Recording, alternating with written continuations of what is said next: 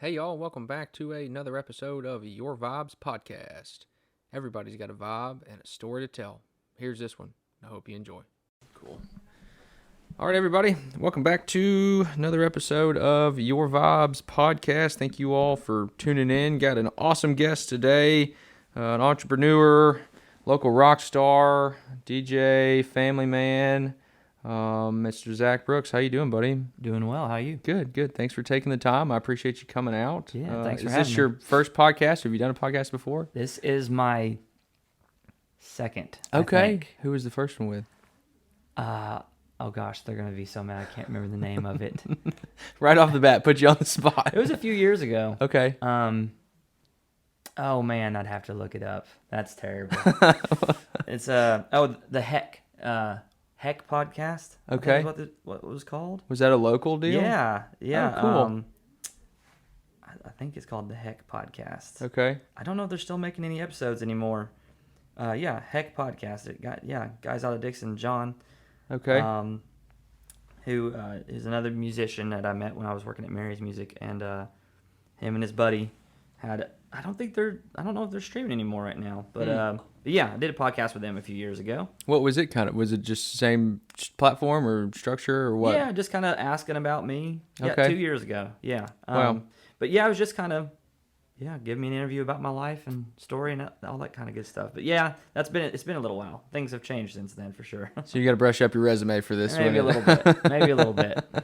Cool. Well, again, thank you for coming on. I know you're busy, and we'll be as kind of precise as possible on some things, but would love to know and let the listeners kind of know. I'm sure they know who you are and where you're located and all that, and what your store is all about. But maybe we could kind of dive into your start as far as when your heart was filled with the drive to go towards music and that space, and then maybe kind of lead us up to where you are now. Yeah. Let's see. So, originally I'm from Southern Illinois. I moved here in 2003 to be closer to family. I always enjoyed rock music, different stuff. Always kind of had an interest in wanting to play guitar, but there was really no need there, unless you were playing in your church. But other than that, you might be singing. I was in band, trumpet for a few years, but, just to have something to do. But, we moved here in 2003, and where I came from, my sophomore class, when I moved away, was 30 kids. Moved to Dickson in like 2003. Several it was hundred. It was like 400 or 500. Wow. So, that was a little strange. I had a lot of time on my hands where you didn't know anybody. So, I got bored reading books, playing games, all that kind of stuff. So, that Christmas 2003, I got a guitar from Mary's Music from my parents and started taking lessons. And within 2 years, I think it was my senior year. I had been playing for quite a while. I loved it. I spent probably 2-3 hours almost every day playing guitar in high school up until my senior year. And I was about to probably move on. It was like right after Christmas of my senior year. And the guy who I was giving lessons for started getting too many students, and he was kind of not interested in teaching young kids anymore. He was more interested in teenagers. The young kids, he was just losing patience with them. So, so I started teaching about pretty much right 2 years after I started playing when I was 17. Wow. Yeah. And I had a couple younger brothers, so I was used to young kids. And they would come with me sometimes to lessons, so he knew I could I could handle kids well. So, yeah, that was 2006, like January of 2006 when I started teaching. So I've been teaching for 15 years. Wow. Playing for 17.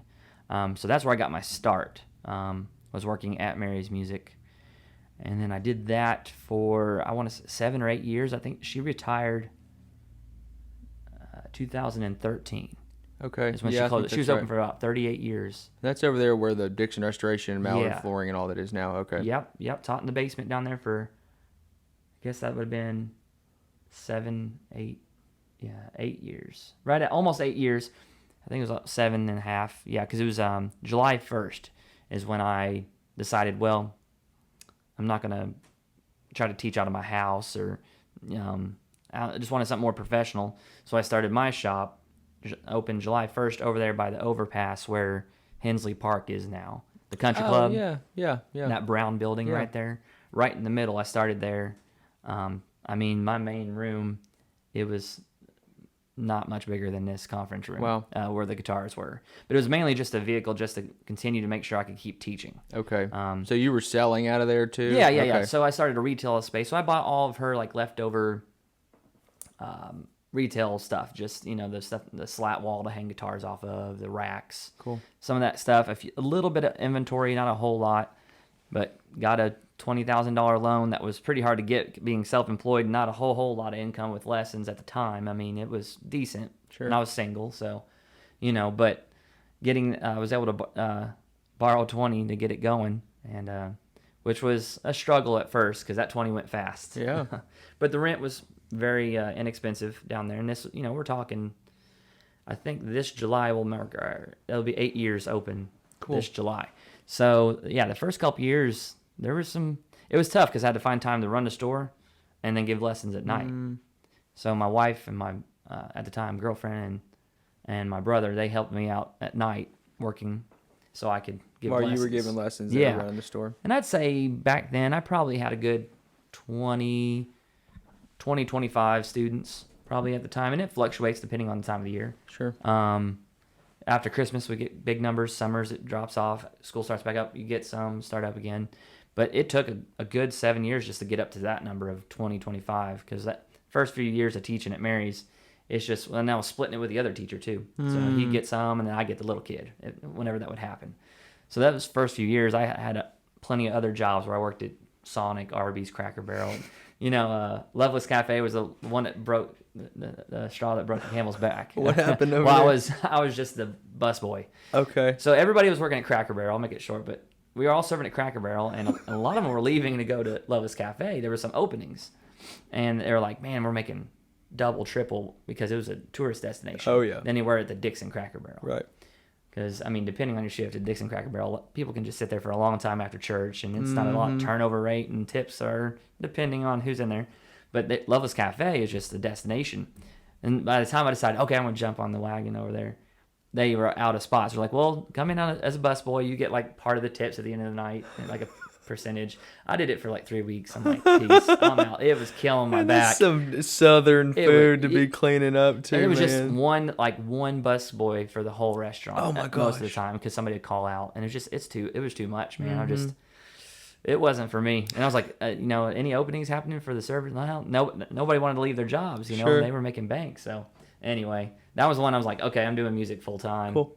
So at that same time, I was probably a couple years into teaching. I started playing with bands as well, just cover bands. Just making some money on the weekends.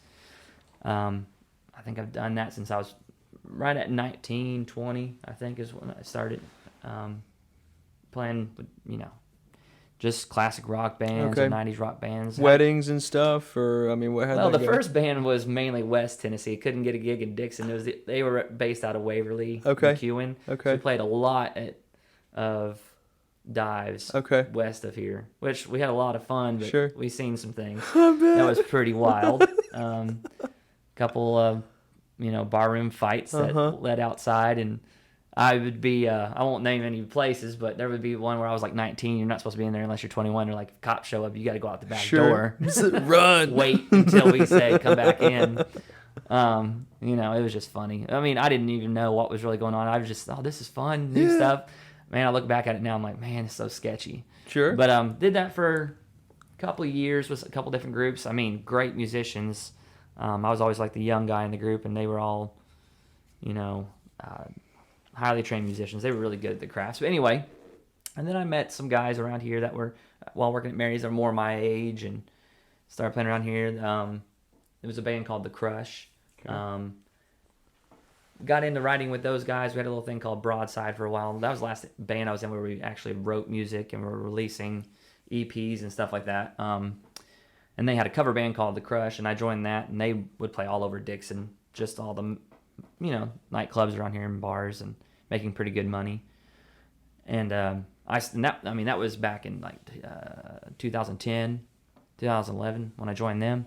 And to this day, I still play with the singer from that group, Jonathan Mays, J Mays. So J Mays and Zebro is the group that I mainly play with now. And that's J Mays from that. So me and him have been playing Jamie and Zebra, I think this is our 11th year Wow. doing it.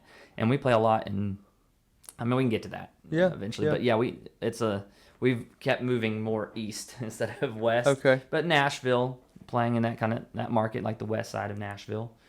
But anyway, so yeah, so I started the shop in 2013, July the 1st. And yeah, the first year or so, I was just, it's crazy. You just don't know what's going to happen. They always say your first 4 or 5 years, you're growing, you might not make anything, you might just break even depending on what you do.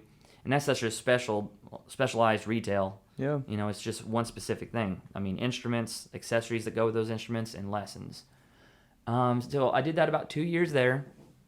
And then we moved into the old Chase building on College, where the radio station used to be. Okay. Like in the 60s and 70s, I think. That's what it was originally built for, I'm pretty sure. Whereas the radio station. And the reason we made that move is because I had teachers contacting me wanting to teach. Well, that first space had one tiny little office that I was crammed in giving lessons. So I had a drum, violin, and piano teacher that wanted to come on. So instead of just me teaching, we had 4 different people. So we moved down there, and we were there for a few years on College, which we got, I guess we get a little bit more traffic, but most people driving past College, there's not a lot of shopping on College. Right. You got a few things. You get down to Justin's Barbecue, and you got the flower shop was right next to us. But as far as like walk-in traffic, not a whole lot. But we were able to grow with the lessons and carry a little bit more on the retail side. It was a little bit bigger. And then, let's see, I think it was May, about 3 years ago. This coming May will be 3 years. We have been downtown on Main Street. And I rented that building from Dan and Sharon Smith, who owned House of Brews and the Dickson Athletic Club when it was there. And they showed me that space. It was a dress shop before, but it was huge. Huge ceilings and all that stuff. And it was the first time when we actually moved in there, it actually felt like, okay, it's a music store. I can actually show stuff off. It's not all crammed in little corners. I had to make little paths to get around and see stuff.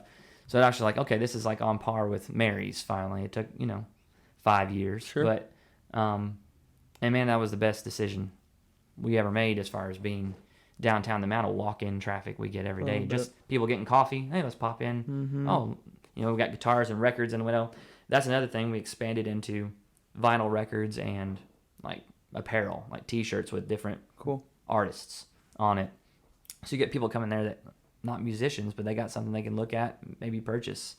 And we've expanded on the vinyl record side. It's been nuts the last year. Yeah, that's really making a comeback, man. It has been for like the last 10 years, little by little. I know they said like last year or the year before, vinyl outsold like CDs and tapes and all that for the first time since like the 80s. Right. But that doesn't account for resale. Like if you go to McKay's, those purchases, that's not what they're talking about. New records, like pressed, printed, sold at a record store. I mean, the amount of people buying just used secondhand stuff is just unbelievable. I mean, just 2 weeks ago, 2-3 weeks ago, I think I bought in about 2,000 records. Wow. And we're still going through them and trying to price them. But every day. Where'd you get them? Well, people bring them in. Okay. Sometimes they'll just bring in boxes full and just trying to make, get rid of stuff. And then I come across a guy that has his own business here in town, and I purchased about probably 1,000 or 1,200 from him. Okay. He hauls away stuff that people don't want. You call him up, he comes and picks it up, and he gathered quite a bit of stuff. So I went and got that from him. We've been going through it and pricing it about anywhere from 30 to 50 records a day, but it takes a while because you have to grade them. You go through the record. Okay, there's this many scratches. It's on a scale from 1 to 6. The quality. Same thing with the jacket it's in and all that stuff, the sleeve. So are you having to get online and look at comparables? Yeah, like wow. eBay, and there's another company called Discogs, Discogs. Okay. And those are about the only 2 websites where you can go and compare like what are people getting for these things. You can get on eBay, but I just like the format of Discogs. There was another one. They shut that website down. That was really nice. But anyway, Discogs, we get on there and you have to go, okay, I'd say this one out of 1 to 5, this is a 3. Then I get on there and see what those are selling for. But it's not just that's the sleeve and everything, so it's very tough to nail down an exact price. Especially with that many records. And most of them, they're a $1 record, something you've never heard of before. Or it could be a Johnny Cash one, but it's in rough shape, so it's worth a couple bucks. or if it's in mint shape, some of them, it's ridiculous. We got a Pink Floyd one the other day. It's clear blue. It's like one of their albums from the 90s. It's in mint condition, and it sells for about $140. Oh, wow. Wow. And then, like, we had a customer bring in a couple weeks ago some AC/DC records that have never been opened from the 70s, sealed, and a few other bands. And it's just like, wow, it's crazy. And they're super valuable if you can find those. Right. But it's just crazy. So, yeah, we have to, it takes time because people, some people come in, they're like, hey, how much can I get for these records? I know some of these are big names. I'm like, well, it just takes time. I mean, if you want to get like an appraisal, you can, we'll take the time, but it'll cost you. But it'll take the time because, I mean, I got the employees working for me now, that's what they're doing every day is just going through these records and trying to price them and get them out so people could dig through them. Wow. But it takes quite a bit of time. Yeah, well, and you don't want to price it wrong and have it just sit there forever. So you do the work on the front end and people come in, they'll buy huge bulk amounts and I'll hook them up, give them a deal, Sure. whatever. But that right now, this year has been a strange year with COVID. Last year, I wasn't sure. We were shut down for pretty much all of April, and did all of our lessons online, which was strange. First time for you having to do that? Yeah, I may have done one off before, I don't remember, but everybody being online, that was quite a challenge, trying to get that figured out. Because at this point, I hover between 50 and 60 students a week. Oh, wow. And they're all one-on-one lessons. They're not group lessons. So there's lots of great places to take lessons in Dickson. You've got Renaissance Center, you got the Quest Center, and you have our shop. I think that's the main three that people use. We just do the one thing where we stand out a little different. They're all great. I'm just glad that there's chances for anybody to find it different ways. Where we stand out a little different, we have the private lessons. They're the one-on-one lessons. We don't do group. I started in group lessons when I first started playing guitar and had a bad experience. Just with the teacher's fault, it's just you go at the pace of the slowest student. Mm-hmm. And this class had adults all the way to, I think, a 7-year-old girl, whatever, And I was so excited about learning. I already had half the book learned from the teacher before I stepped in the door. And here we're all right, page 1, and that's all we did for 2 weeks. It's like, get me out. I had my parents. I'm like, please, can we get to private lessons? So I will do siblings and father, son, or, parents and kids. I will do those together. But big groups, we just don't offer that. So you're getting all of my attention for that half hour. And we're just month to month. So, if a kid, this is the thing, if you sign up for a semester, you're committed. You wrote that check for however much a semester costs. You're committed. And now, yes, it does take several months for me to determine, are you getting the hang of this? You can't just take one lesson and go, you come back the next week, I don't think this is for me. Yeah. You got to put some time in and try. And I've seen people where they struggled for 6 months and then all of a sudden it clicked. There it is. And they're like, it makes sense. My fingers are doing it now. Everybody's different. There's not one path. Everybody asks me, how long is it going to take me to learn? Well, how much you going to put into it? And I mean, there is some natural talent to it with your hands being able to coordinate things, but anybody can learn. I think my oldest student was almost 90, and he had really bad arthritis, but we tuned his guitar to open tuning, which means you can strum the guitar and it's already a chord. So then all you got to do is flat finger. So that's A, and then just lay one finger down, that's B, whatever, and move it around. And he had a kit. He was rocking out. He was I bet he loved time, it. Yeah. We could do that. He played a little bit the same tuning. You can do that with slide, where you play slide guitar. He had a blast with it. So, and we usually start around 7 years old is the age we usually start. But anyway, the benefits is you get that one-on-one. If you take for a month and you just hate it, I'm not going to force you to keep playing. I don't want to teach you either if you're not really into it. I'd rather you be super into it. But the semester. You can quit, but you're probably out that money. And then, or you're doing group lessons and it's just a slow build, maybe cheaper, but it's a slower build to get you there. So that student that might have the potential to really pick it up really fast, it might take them much longer. But, it's more affordable maybe that way. So it works out better for them. But there's a lot of options out there. But that's where we pride our lessons is, you're getting that one-on-one with the teacher. It's month to month. I do say, give yourself at least 3 months to give it a try to see if it's really happening. But so that's kind of where we stand out a little different on our lessons. Cool. But there's nothing wrong with. I mean, I think it's great. The kids go to Renaissance Center or Quest Center. I think it's great that there's just multiple options and there's that many more kids. I know the Quest Center works with a lot of schools. They'll go to the schools and introduce it. I've had students that they started that way and they're like, we really like this. We want to get in with a teacher one-on-one, and And kind of goes around. And I've had students that start with me and they want to take it a little slower with a group and they go Quest.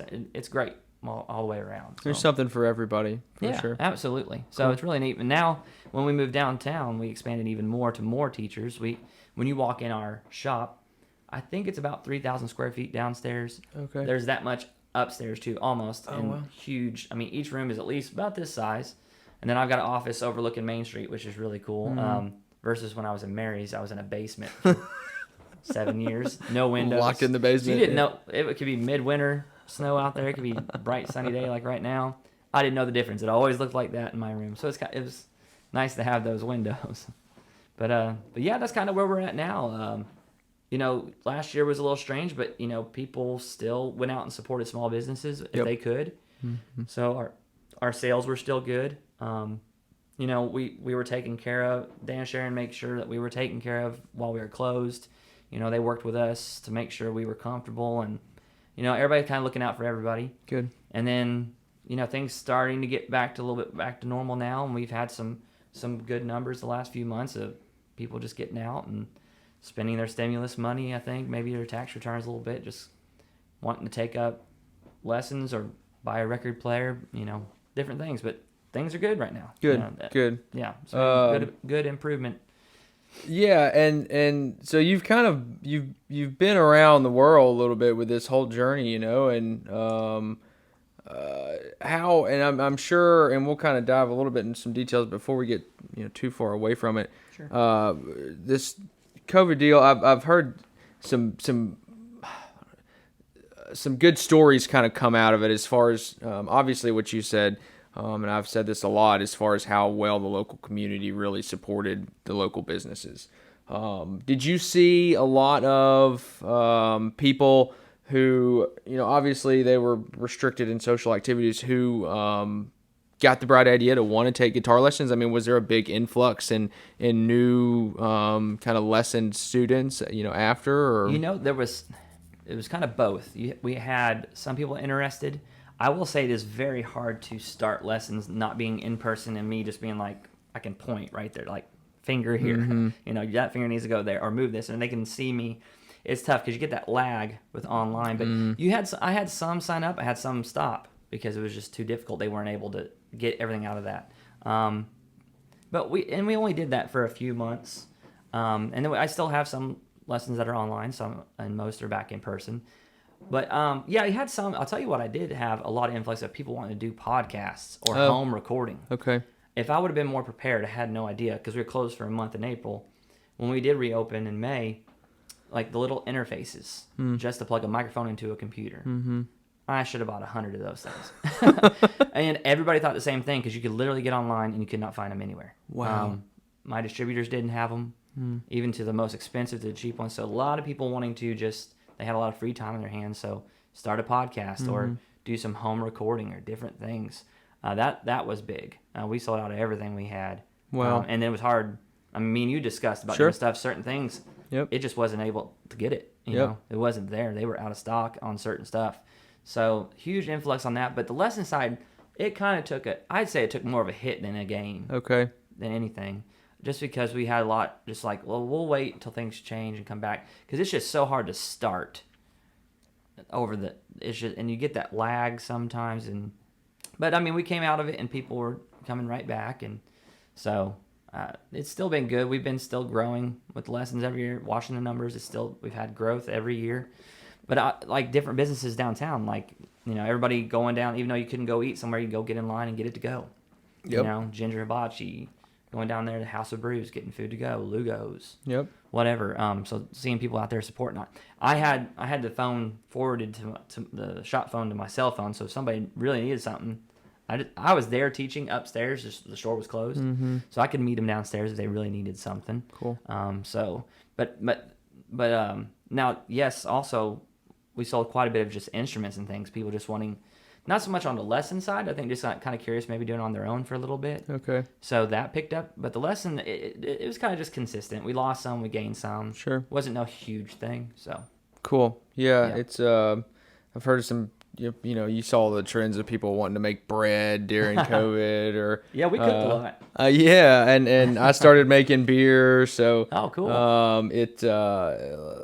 I was talking to some realtors the other day, and the demand for what type of house some people are looking for kind of changed a little bit as well too, as far as people want to have home offices or a home gym or a Yeah, it became more pool, important. yeah, just something a little more closer to home. So it was just, I guess, in the tragedy of things, it was neat to kind of see what was birthed from the ashes, and I think some surrounding counties are starting to get back to normal. So hopefully we'll see some things clear up a little bit. Yeah, we that's the other thing. Usually with my band, so J Mason Zebro, and I play with a couple other artists too. Sometimes Andy Mead and Leslie Dysinger. They both played this weekend at the St. Patty's Day Fest. Anyway, not a whole lot going on in Nashville since last year, of course. Very strict in Nashville, Davidson County, right? So we've been playing more around here, doing a lot more acoustic stuff, not so much full band stuff, playing a lot at Vince on Main, House of Brews, mainly on Main Street. I mean, that Main Street's where it's at for me right now. I tell you, if there was a grocery store on Main Street, we'd be set. Yep. We were talking about that earlier, but I love Main Street. Everything now, Boardable 615 just moved in next to me this past year. Elizabeth's awesome. She's a good neighbor to have. Oh, man. Have you spoke with her yet? Oh, yeah. No, I have not had her on the podcast, but she's on the list for sure. That'll be an interesting one to I'm listen excited to. for that one. She's colorful, but I love it. I love it. Her store, it's so fun to go in there.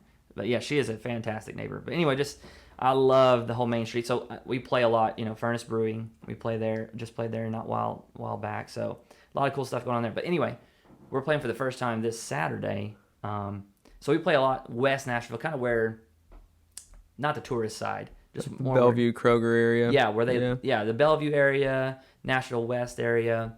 Our main places we play is like Alley Pub in Bellevue. We love that little place. We're playing there Saturday. First time full band since last January. And you're the first one out of the gate? No, I think last week they had Sam McCurry in the mix. They're a real cool folk band. They played their St. Patty's Day, and then somebody probably played on Saturday. So, but it's our first full band back there. We have done some acoustic stuff, but we had to be done by 10. Crazy stuff where, like, if you're in there, you get up from your table, mask on. If we're not on the stage, mask on. Oh, man. But then you get on the stage and mask off. Mask off, yeah. 2 feet later, yeah. Yeah. But, I mean, they were very very strict. Like, they limited the table numbers. I mean, they followed the rules for sure. But it was strange. Yeah. Because we didn't play a whole lot in Nashville. But there, Brewhouse West is one of our favorites. Cool. Food That's there, a great spot. The outdoor part when we get to play outside is fantastic.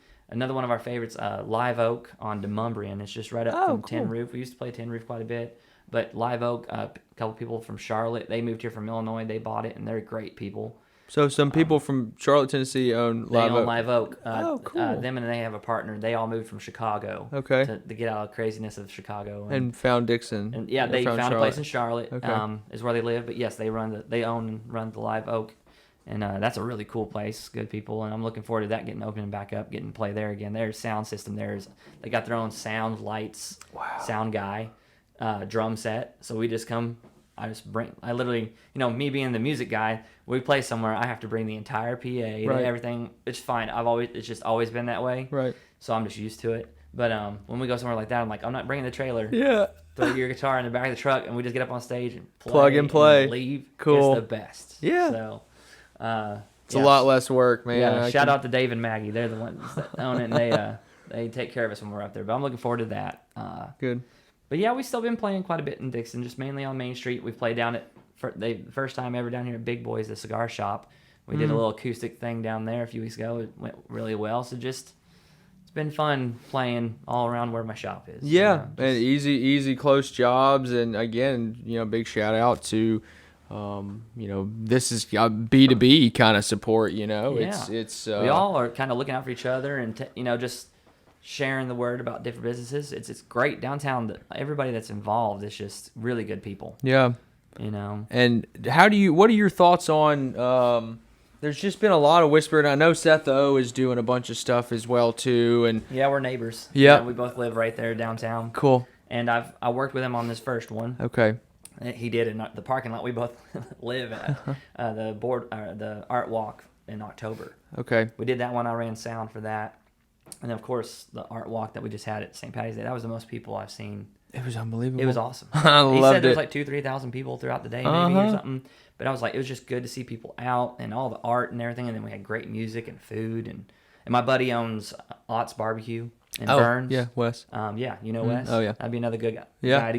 He's got a great story, just his life in general. And Cool. they started their business last year out there in Burns. And Yeah, they're over there at the old ballpark, the old concession stand over there. It was the old T-ball park. It's a small park, and a concession stand.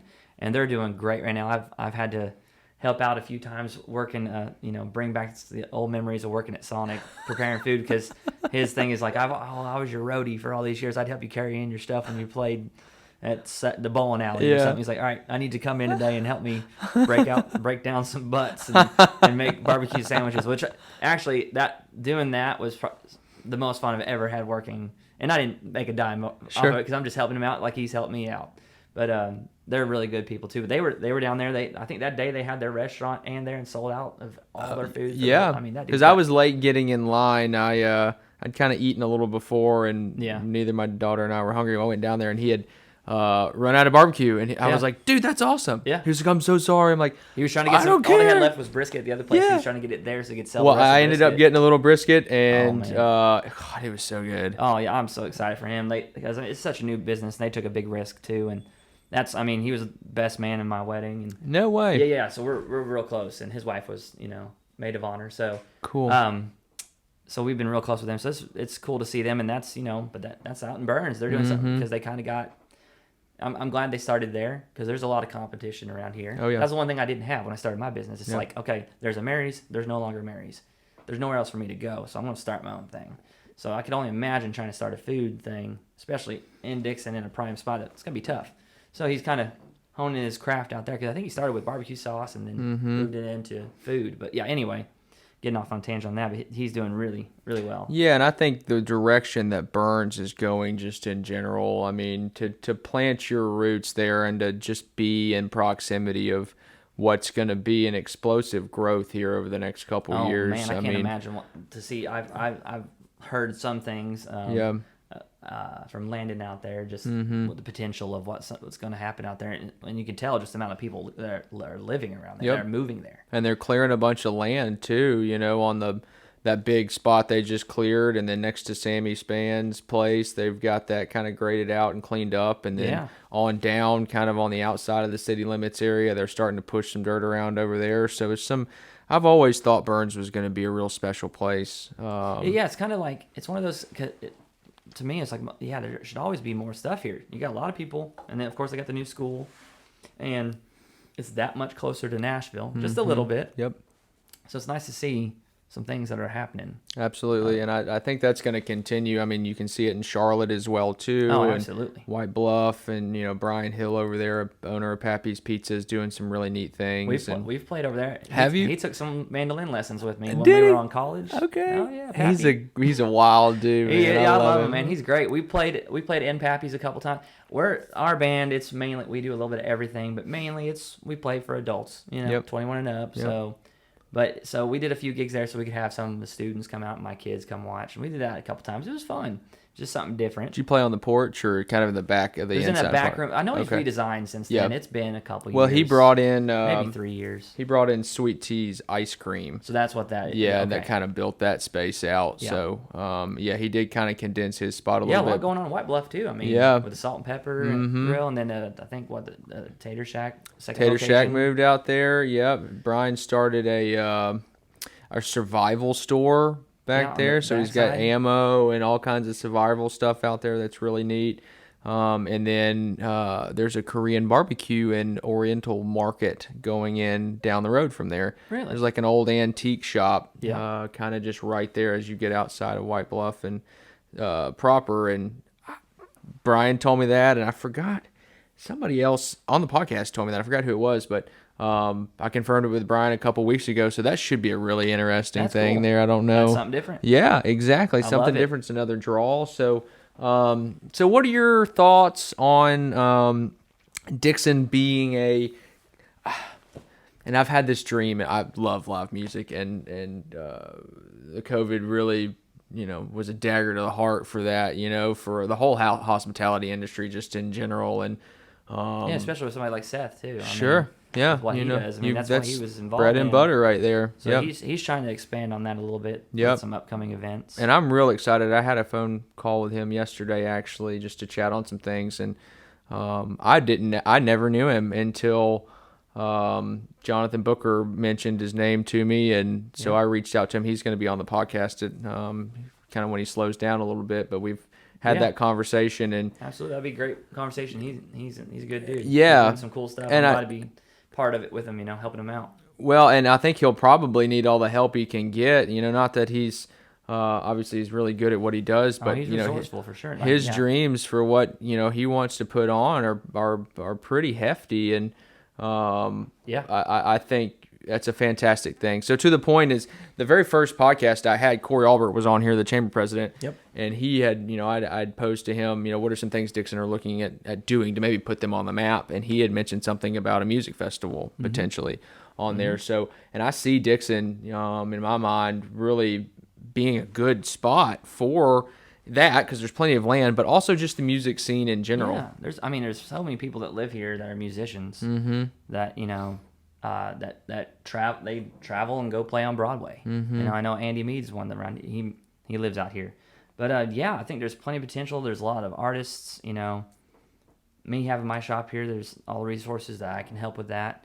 But yeah, I've talked to Seth myself about some festival ideas, and it's exciting. Yeah, especially seeing what happened with St. Patty's Day and where they expanded with the art side of things. So yeah, there's some big plans that we've been chatting about, and with the DDA downtown, we've been talking. How does that look? Yeah, because I would love to see it shut down from like Wyckoff Park, all the way to the end of South Main, and how does Dickson? And then of course you want to bring into the conversation, can you walk around with drinks, back and forth? And there's just a lot of things that would bring the whole picture together, but it's probably got to be taken step by step. So what's the Downtown Association, as well as obviously the city and county of Dickson, do you know what their thoughts are on some things like that? Yeah, we're just kind of getting into the beginning conversations about that. We had a meeting at the beginning of the month with Seth discussing the possible thing in the future that he's planning, and don't want to give too much out. Right. I'm not supposed to yet, but I think the way it looks is kind of like an Old Timers Day thing, where you're shutting down multiple streets. Yeah. All the way from where my shop is, where Hodges, all the way down South Main and the streets in between. But I'm not sure how all that would work with permits and all that, because I know when you're doing like St. Patty's thing, they have the ropes out. You can't leave this area, so I don't know how that would work. I'm not sure. I'm sure there's discussions that would have to be had with that. I have no idea how that would work, but I know that some of the ideas, and they want to go with a little bit, of course, with Seth doing what he did previously, he's got access to getting the bigger stage and the sound equipment like that to put on even a smaller festival type thing, because it takes quite a bit to do that. A lot of resources. So, but they're just talking into it, and I just joined the DDA. That was the first meeting I went to, so it was kind of a lot. But there's a lot of plans. Looks like they'll be going through for sure. They're going to have the event. It's just the extent of how they're going to do everything. But it's very exciting. But I don't know a whole lot of details yet. But they're welcoming to the idea at least. That's absolutely. So awesome. Yeah. Yeah. There's some neat stuff coming up about next Christmas and the plans that they have to kind of expand on what is already kind of going on. So there's going to be some cool changes coming to that, where it's going to be expanded a little bit, and pretty neat stuff that I'm sure they'll announce, but it's nothing. They just kind of got to talk about. Yes, we had a discussion about the festival thing, and I'm sure details will be coming pretty soon, because the date in mind they have is coming up. So, but yeah, it's going to be. I'd say it's going to be like Old Timers-esque on the scale of things, but if it's promoted correctly, you could definitely be drawing in people from all around. Yeah. So the potential there. Especially you get the first one right, and the next one even better. You got to work it all out. Oh, yeah. So I think that's why he's doing these art shows, kind of getting the feel out there. But yeah, definitely DDA is definitely open. We've started talking and excited about that, because it's not, you're bringing in people from out of town, but you're also bringing in people that are your everyday shoppers anyway, and giving them something fun and exciting to do. And you're promoting all these local shops to do stuff. So I think the plan is possibly just have vendors almost everywhere, up and down the entire main street and the sides. I mean, it'd be quite the big deal is what they're shooting for. So eyes on Dickson too. Anything that we can do to really draw that attention to this town, I think it's going to be just all the better for Dickson, just in general, as far as. Well, Dixon's growing, so why not grow with it? Exactly. And I'm excited because, of course, my side of things being with the music, there might be an opportunity where, say, you get a festival thing, you're going to have all day, you're going to promote local artists and different things as far as performers. Heck, maybe get a group of my students to get up and perform a set, 30 minutes, Because that was the other thing that COVID hurt. Every year we always do a summer kind of festival just for the shop. I would rent out like downtown, like Holland Park. We'd put on a show. So with students, we were working 2-3 months getting ready for that, putting them in bands and groups to give a performance. Cool. And we did it Christmas too. We've done it at the high school. This would have been our third year where we do a huge performance with like 100 kids and mixed out, and we have this whole thing. And neither one of those got to happen last year. Every year I've had like a anniversary for my shop, and I make these huge flyers that I print out, like a huge banner I print off in my shop. You go in my shop, you see every year until 7. There's no way. 7. Oh, yeah. I printed off just to keep in with tradition. I printed something off. It was just more a promotional thing. But every year, 1, 2, 3, 4, 5, 6. Didn't get to do 7, so I'm hoping this year we'll get to do the 8th one. But yeah, getting them involved with that, or that's it's so just special. Yeah, it gives them an opportunity. And I was talking to Joey Hawley yesterday, and he was talking about Cougar Nation, which I think that's what it was called. Cougar Nation, and it was like an audio visual. I don't even know if it was really a class. It's more of just like a group that has come together and has given them an opportunity with sound and video actually, and stuff too. They hired a teacher that came in. I am terrible with names. I meet so many people on a daily basis. It's tough. I remember faces, but at the high school they hired her, and her first year. Kristen England. I don't know if she was a teacher, but I know she had something big to do. Well, it was because they were giving audio video classes, okay. And I helped them with the sound side of things, where they were doing like a TV thing in the front office there. And then trying to get the audio and video working for the basketball games. And they bought some equipment from me, and I went out there and helped them get that going. I think that's been a couple of years. Cool. So yeah, I seen where they were giving class. I wish that was there when I was in school. Oh, I know. Because I'd be all about the audio side. Yep. I would have been all about it, but it wasn't a thing yet. So and that's kind of how, like you said, grow with it, and I was really praising Joey yesterday as far as embracing it. And giving these kids who in the day of technology and social media and different platforms to present yourself or your product or whatever it may be. This isn't just your math and sciences and arts and whatever. They could walk out the door after that class of a year and go start a YouTube channel and know how to edit their own videos or a podcast and make 6-7 figures. They could. You gave them the potential to learn. Maybe they had a slight interest in that. That did it for them. Yep. You don't know, because if I would started playing guitar in Illinois, there would have been nothing. It would have been just like, oh, that was fun for a little bit. I played a couple cool AC/DC songs, but I don't know what to do with this. Sure. Because I've been pre-YouTube even. Oh, That yeah. would have been early 2000s, maybe late 90s. But perfect timing. Moved here, got the lessons. I think YouTube kicked off around 2003, 4, 5. Yeah, I think it was 2004. Yeah. Yeah, so it was the potential. I could get online and look up, how to play certain songs, or I could find the music for it or the video. So anyway, you're doing the same thing for them, embracing the technology, which is great. And you're right. I think that it may take that little nudge, because the most, I'm pretty comfortable in front of people, but the most nerve-wracking thing about starting the podcast was the equipment and the software and the editing and the uploading and the management of kind of the technological side of it. I had to learn how that works. I had no clue. Yeah. Converting files to different formats and uploading. And wait till you get to the video. Yeah, I know. But it'll be good. And I've enjoyed every step of it. And you're right, YouTube helps out quite a bit. Sure. I leaned on a guy here in town who's got a really professional podcast.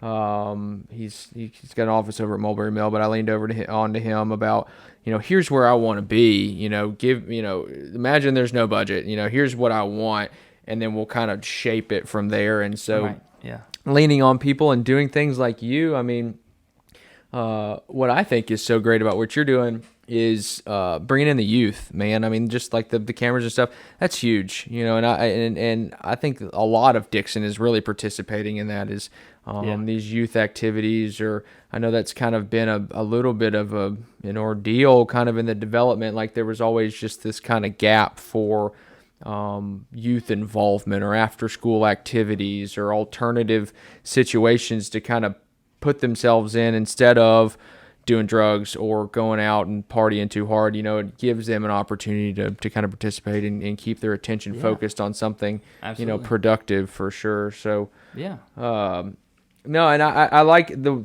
kind of the direction everything is going. So, back to your business a little bit. I'd like to maybe get a feel for kind of a couple little things that, you moved around, 3 or 4 times it seemed like, from Mary's to... Yeah. It was from Mary's to the first shop. So it was about 4 moves. And that was the toughest thing, because every move meant spending more money because, more space, rent's higher, but I can carry more stuff. Sure. So it was like every move, it was like restarting all over again. So mainly my income was just trying to keep my lessons going. That pays my bills.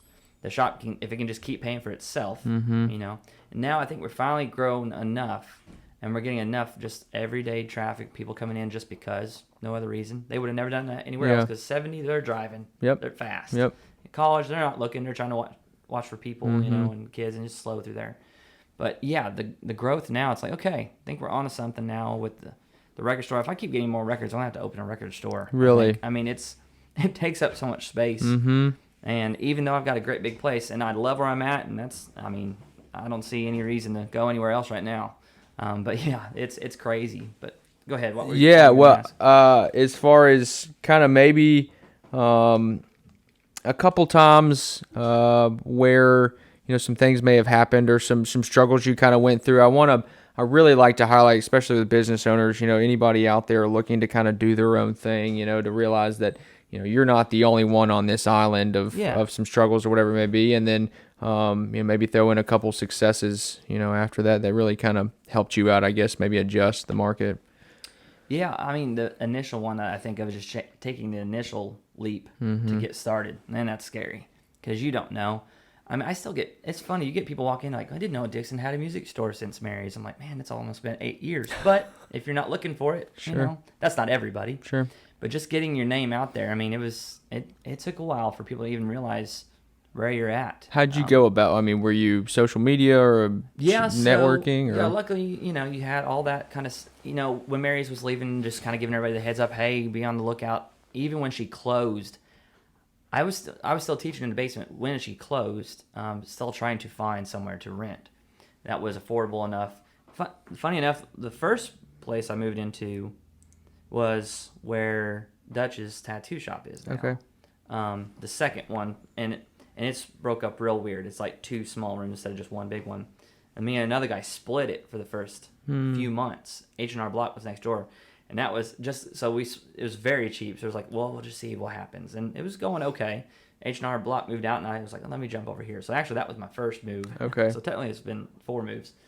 But yeah, the scary part, just getting it going and trying to get the funding, because if you're self-employed, it's just tough. You don't have the history, or you don't have like the income is just basically what you've made yourself. You don't have your your W-2s and all that kind of stuff to provide. They want a lot more information on what you're going to do. And I spent a long time on a business plan. I spent quite a while building that business plan, trying, to prove to the lenders the potential of Did the you business. just go to call some other music stores, or, how did you go about building that? Well, just speaking with Mary. She had 38 years. Sure, that's true. So just kind of getting her idea and projections on certain things and what I already kind of knew anyway. Mm-hmm. And just the potential on lessons as well. But that first year, it seems like forever ago. It was just kind of scary because there'd be days where we didn't sell one guitar pick. It's just like, Well, that was a 0 day. And I had to, pay so-and-so to work this long while I had to teach. But I still had my lessons. But it was just it balanced itself. We'd have a good week and then we'd have a bad week. But it was, as long as it could pay for itself, and that made it justified, I could keep my lessons going. Because I didn't lose my students from moving out of Mary's. I got to keep them, So just trying to keep that on track. But yeah, it was just super stressful. And then, just trying to keep inventory and buying that stuff. And then every time we moved, it's just like doing it again. Even when we moved downtown, it's like, okay, here we are. The rent is, quite a bit more than my first place, but I am getting quite a bit more customers. I mean, it's an even trade. So I'm trying to think of anything that just stood out, though, as a big anything. Oh, I mean, one of the scary moments we had was down there when they had the fire. Yeah. That was 2 years ago. Oh, man, that was right next to you. Yeah, that was literally my neighbor. That's where Boardable is now. Any damage to your building? Yeah, so we just moved in there. They just fixed up we had some troubles with the AC unit in our shop in middle of summer. I think it was like June or July 2 years ago. I know it was summertime. It was hot. I'm upstairs, so it's even hotter than what it is downstairs. That's it's pretty cool downstairs, but upstairs pretty hot.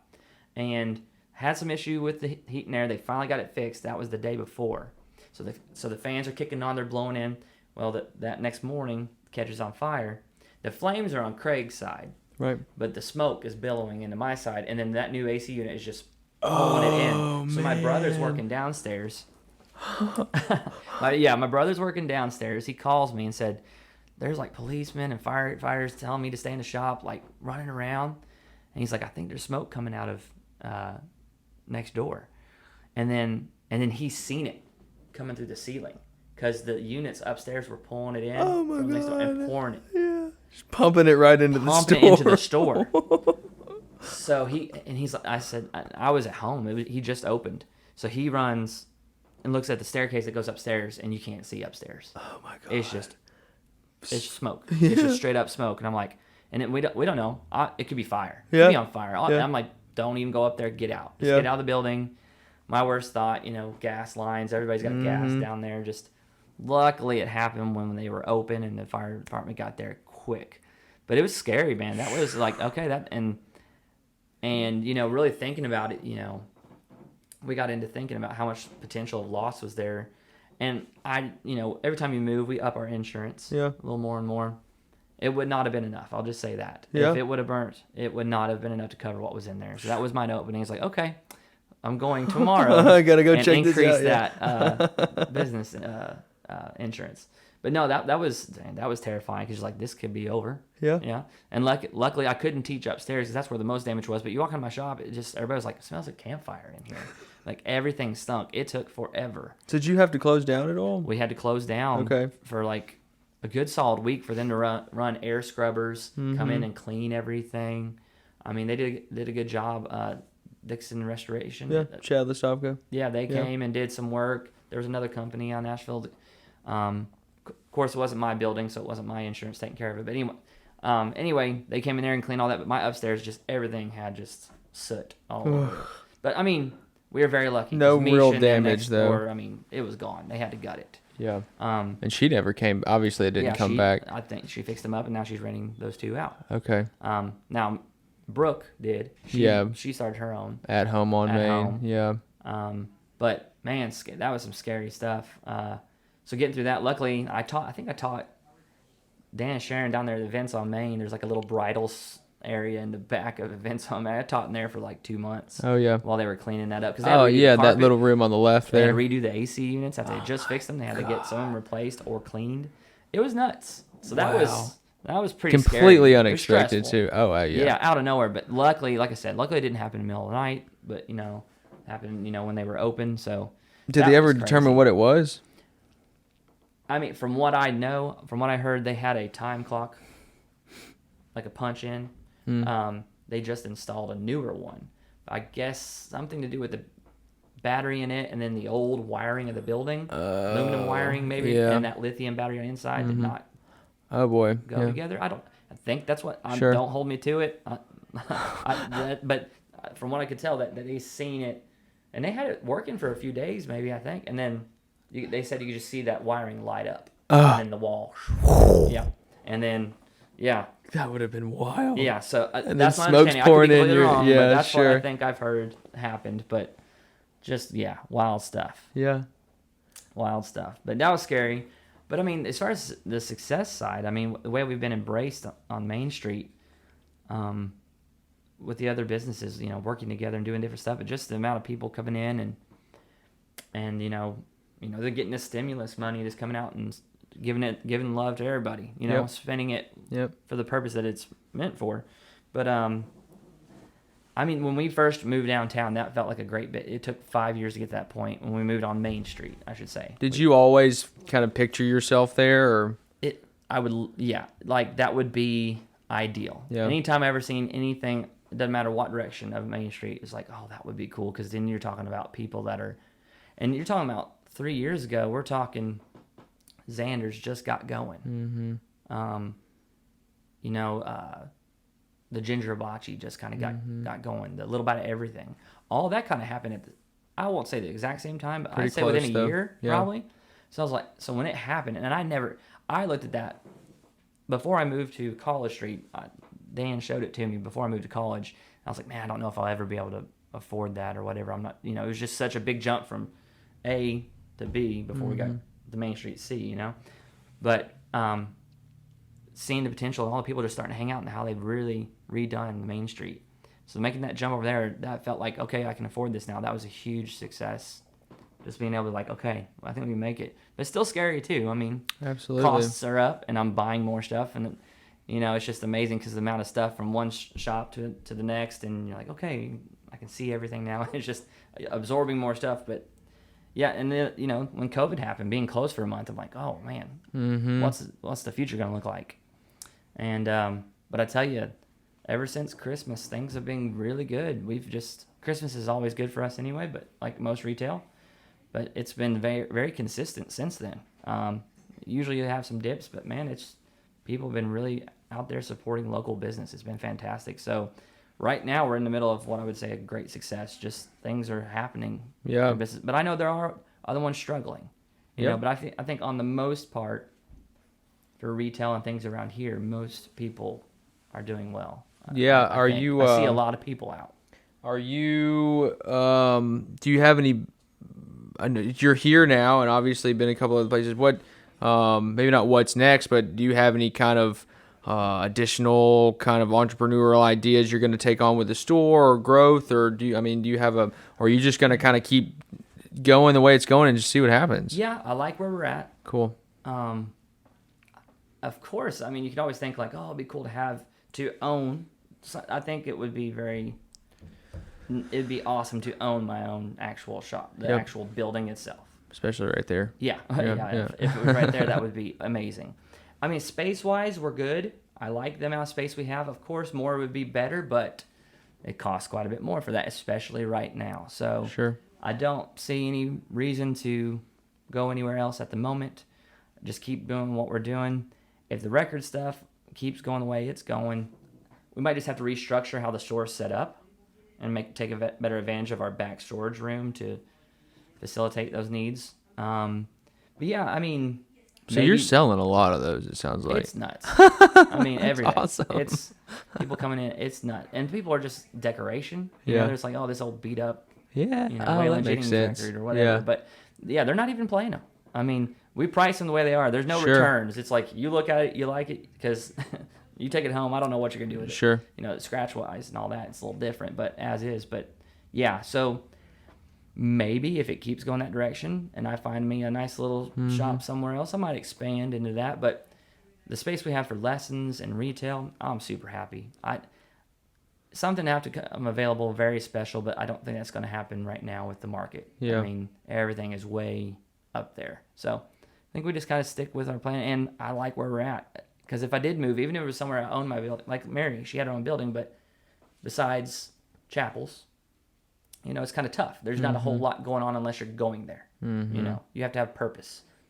There's not that downtown. People No. just getting out. It's a nice day. Let's walk around. Oh, that's Pop a cool in looking here. guitar. Let me go in there. I got someone come in before, And our highest dollar mandolin I had in there, I always wanted to play mandolin. I'll take it. Sweet. It's just like that would have never happened anywhere Sure. else.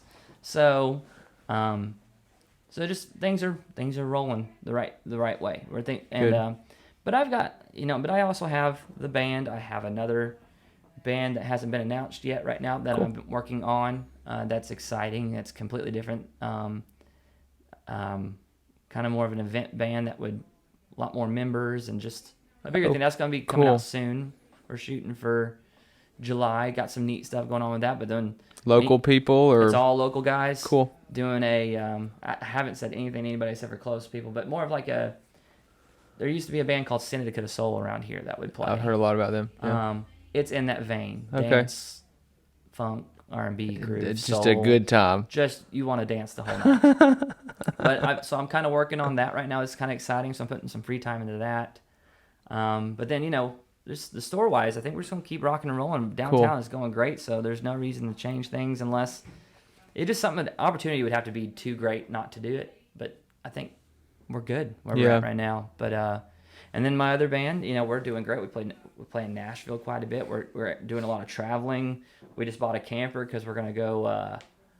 We're going down to Panama City in the end of June and playing a whole week. No way. The whole band's going down to play an entire week, and we've got all of our families are coming. So instead of doing a condo this time, my parents and grandparents, they're gonna bring their camper. So I got a camper myself. Because usually we'd split a condo or something. Yeah. So we're going to do that. We're going to Illinois in April, where I grew up, because I lived there until I was my sophomore year. So I still have a lot of friends there and family. Okay. We're going over there to play a weekend coming up in April. How'd you hook up the Panama City thing? A buddy of mine that's from the area moved there years ago, and he started his own little. I think he started one little place. It's called the Salty Hobo. Okay. It's just this little shack bar on the beach, and things just went really well for me. He opened a restaurant, then another pub, a second Salty Hobo, and then I think like an Irish style pub where they do like Irish food and stuff like that. Cool. Yeah. It's so he's got all these different places. I'm like, man, can we just go bam bam bam? We go down there and play all these places, and just kind of like a paid vacation. Absolutely. Yeah. So we're going down. We're giving that a try. So we've got some exciting things with J Mays and Zebro. So that's going really good. 11 years strong. So we've been having fun with it. And so you guys do a great job. I've seen you. You played my sister's wedding as well too. Oh, yeah, that was a blast. And I've just seen you all over town, and it's always a good time. Yeah, it's the other thing I'm talking about starting. It's a very specific. We're doing this, but nobody's doing it. So it's like. But us, we do a little bit of everything, literally. Sure. Like, in our own way, country, rock, blues, soul, rap, right, hip-hop, whatever. Comedy. We kind of we kind of cover a little bit of everything, yeah. So it's a very fun band. If you haven't heard our band before, you get a chance at House of Brews or in Nashville or Big Boys, Furnace Brewing, whatever. Yeah. It's a good time. We have a great time. You look like you have a good time. Yeah. Everybody seems like they get along well and they play well together. Mm-hmm. Cool. Well, we got probably about 2 or 3 minutes. I want to get just a short deal from your vision as far as just Dickson in general. We talked about kind of what Seth's doing. We talked about what you want to do. We talked about some changes. Is there anything in particular you could see, besides the festivals and type stuff, maybe some kind of marquee places or some changes or some things that maybe really in particular the city of Dickson needs to talk about. If you want to get into the county, you can, but that's kind of massive. But just kind of the growth that we're seeing from downtown. What's rolling around in your mind is something that you could maybe pluck out and put in or change or anything like that. Well, it's just growing everywhere, especially the amount of people moving here. Mm-hmm. Real estate right now is just crazy, and the building market. Yep. Everything going on. But from what I hear, there's some things happening. Kind of Roxy side of town. Okay. There's some things for growth, some big businesses possibly coming in. That's exciting. Just growth all around. Seeing a lot of new businesses pop up. We got the new coffee shop downtown. Yep.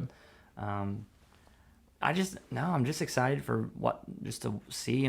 Nothing in particular. I'm just kind of excited. South Main on Main Street, getting a little bit of everything down there. Yep. That's going to add a lot more happening during the day for them because of the lunch crowd and all that. So it's going to be exciting to see what could happen there. And then the other end of Maine too, I think there's potential for some growth on that end. I just like to see downtown, that whole Main Street kind of just evolve and keep going. I really like it, and it seems like it is. It's just exciting to see what could happen on both ends of Main Street right now. That's kind of where my focus is because that's obviously where my you're livelihood at. is. So but that's just exciting to see because it is growing.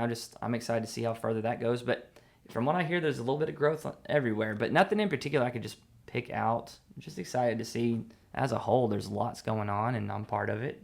It's fun to be part of. Right in the heart of it, being fun. The heart of the downtown part of it is just so exciting though, because you walk into my store, you see me in there, or Elizabeth in her store, or Dan Sharon at theirs. You know who you're dealing with, and it's just neat to see the people.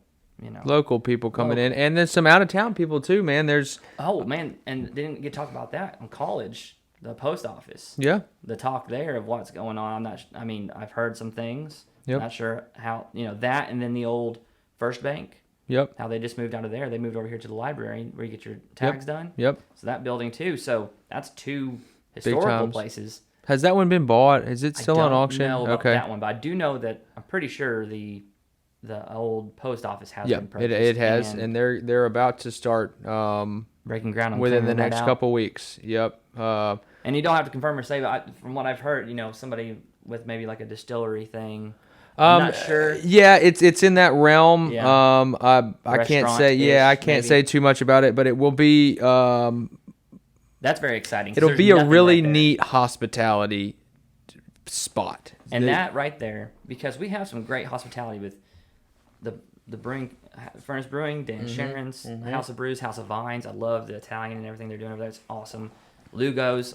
He's one of my neighbors too. I love that guy. He is awesome. I could just Victor's talk about our a neighbors. mess, Victor dude. is awesome. Everything he's doing is killer. But to have something that could just complement all that in an area that is undeveloped.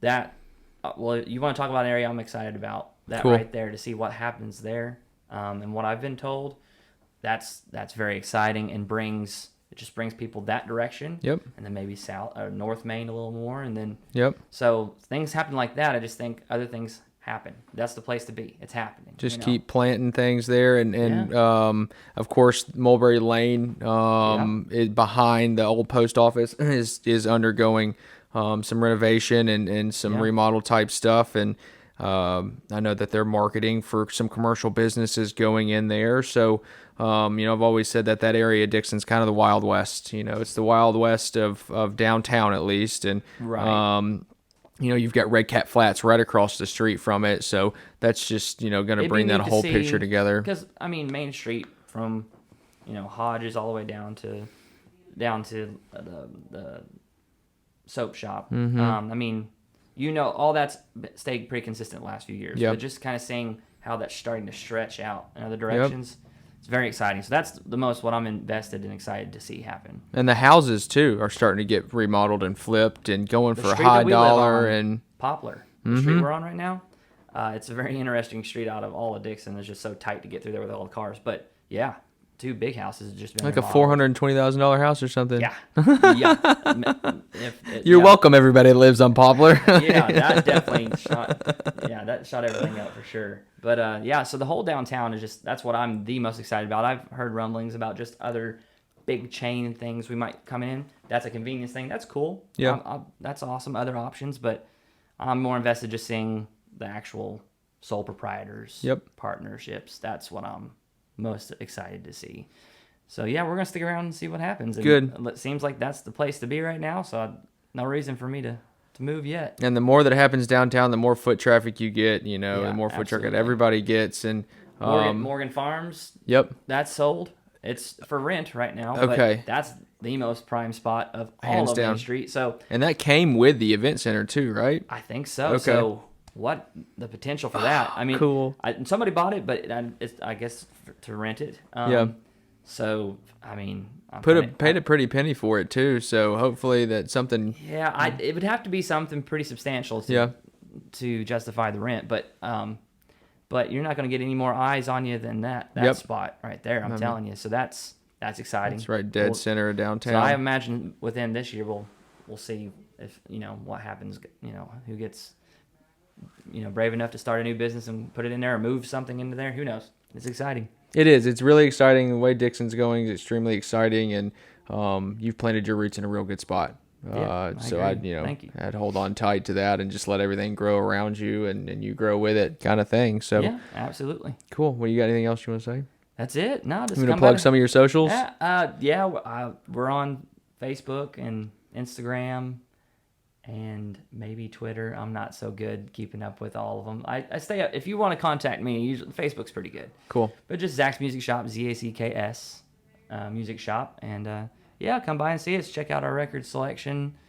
That's constantly updated every day. Probably 50 new records we're putting them out as we go. Wow. So cool. You came in last week, you might want to come back again because it's changing. Cool. And then our instruments too, we keep that updated a lot. And just come check out what we got. And interested in lessons, hit us up. Cool. Yeah, Zach's a good dude, doing a lot for the community and kids and the music scene here in Dickson, which I think is a must, in the future. Is live music brings everybody together, makes everybody happy, and I just think that's our proximity to Nashville and like you said, the local artists that are here, and even big time people that have property here or whatever Absolutely. It may be, or I think that they would be more than happy to get involved with that project. So cool. Thank you guys for listening. I appreciate it once again. Just be sure to tell us your thoughts, please. I'd love to know what you guys have to say.